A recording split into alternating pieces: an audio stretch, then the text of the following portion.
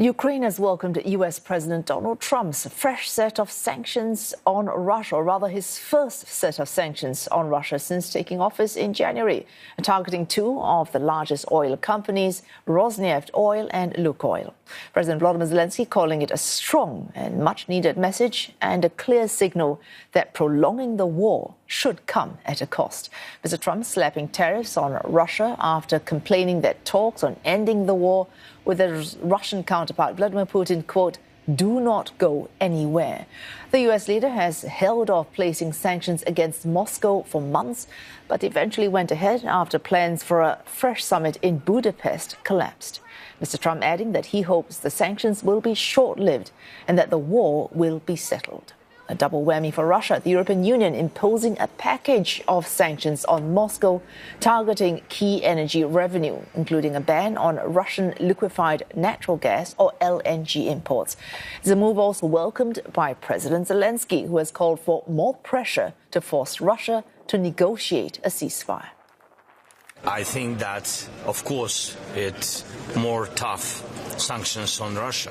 19th package is very important, and of European leaders, of EU, but American sanctions are also very important. And this is a good signal to other countries in the world to join the sanctions. You know that not only energy, we need shadow fleet, etc., and continue until Putin will stop this war.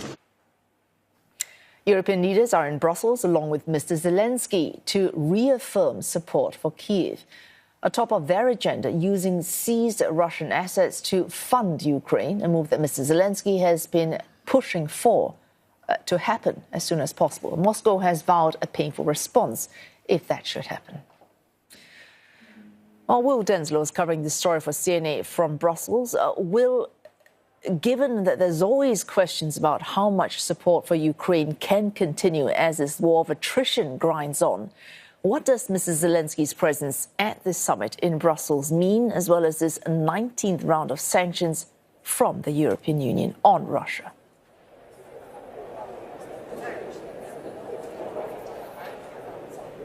Well, we're waiting to hear from Ukraine's president. He's expected to hold a press conference in about 90 minutes' time. But speaking a little earlier here at the European Council, we heard from the HRVP Kaja Kallas, the EU's top diplomat, about the impact that this 19th round of sanctions on Russia exactly will have. She laid it down in three different components. One, she says that it shows that Ukraine will continue to have the means to defend itself.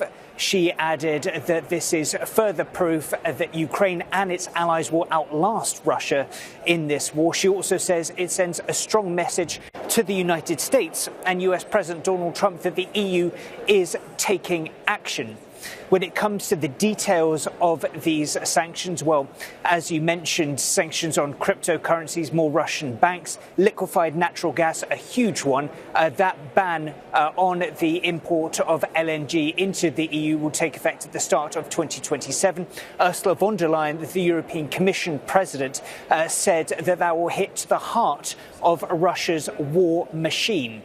Now, while President Zelenskyy is here in Brussels for the early part of this European Leaders Summit, there are a number of topics on the docket. A huge part of that will be the EU's climate ambitions, exactly how to go about cutting greenhouse emissions by 90% come 2040. There are huge divisions within member states on how to do that and exactly how that will compete with the EU's competitiveness plans and aims to cut red tape.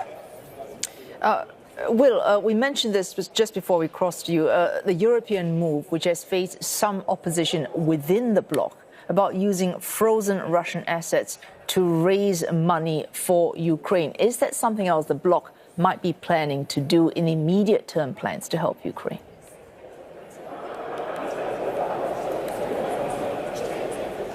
This is a major topic. This would potentially unlock $160 billion or so in funds for Ukraine in the way of a loan, not just for its rebuilding, but also to provide its military support as well. The message from a number of EU leaders is that it must be Moscow footing the bill for Ukraine and not European taxpayers. However, at the moment, there is one major blockage to this, which is the country of Belgium. We've heard from the country's Prime Minister Bart de Wever, who's laid out 3 issues he has with this plan of using these frozen Russian assets and what he wants to see rectified before giving the sign-off. And the fact that Belgium is central to this is that Euroclear is where most of these Russian assets are currently being held. That means that Belgium sees itself as most vulnerable to any possible ramifications because Moscow has said they would retaliate with legal actions should these frozen assets be unlocked and given to Ukraine. What Belgium wants to do to break this current impasse, they want to see a mutualisation of the risks. They want to see that if the money has to be paid back, that all member states pay their fair share and chip in.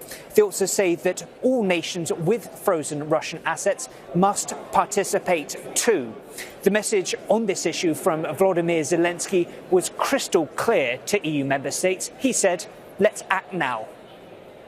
Thanks for that. Will Denselow there covering the story for CNA from Brussels.